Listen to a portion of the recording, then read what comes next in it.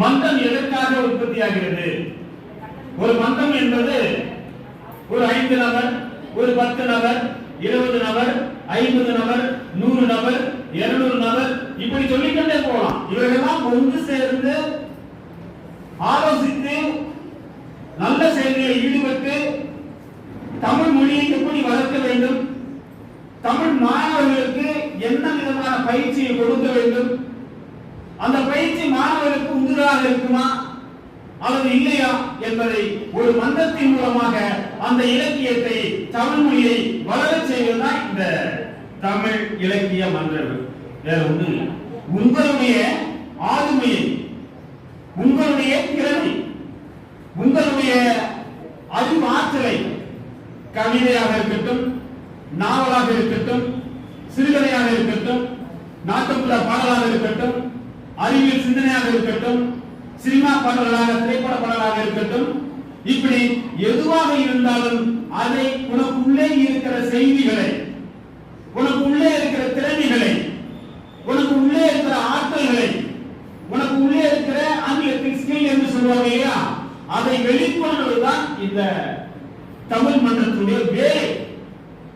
இதை யார் சரியாக புரிந்து கொள்கிறார்களோ, இதை யார் சரியாக தெரிந்து கொள்கிறார்களோ, இந்த மன்றத்தை எவ்வாறு பயன்படுத்திக் கொள்கிறார்களோ, அவர்கள் கண்டிப்பாக வளர்ச்சியின் உச்சத்தில் அடைவார்கள். அது மாற்று கருத்து கிடையாது.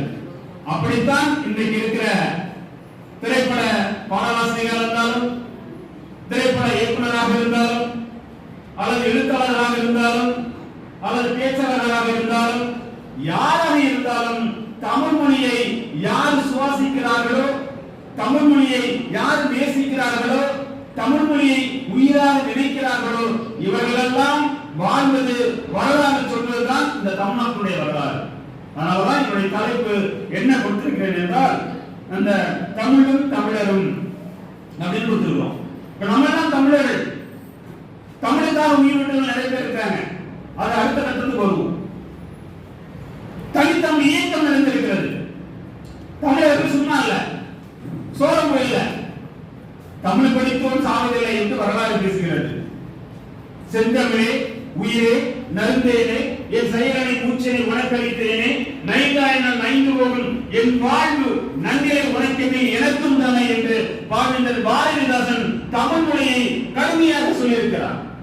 அதனால்தான் பாவேந்தர் பாரதிதாசனை புரட்சி கவி என்று அழைக்கின்ற அளவுக்கு ஒரு மாற்றம் இருக்கிறது. இந்த தமிழ் மொழி இல்லை என்றால் நாம் இறந்து விடுவோம் என்று சொல்லியிருக்கிறார். அதைத்தான் பாவேந்தர் புதுச்சேரியில் பிறந்த பாவேந்தர்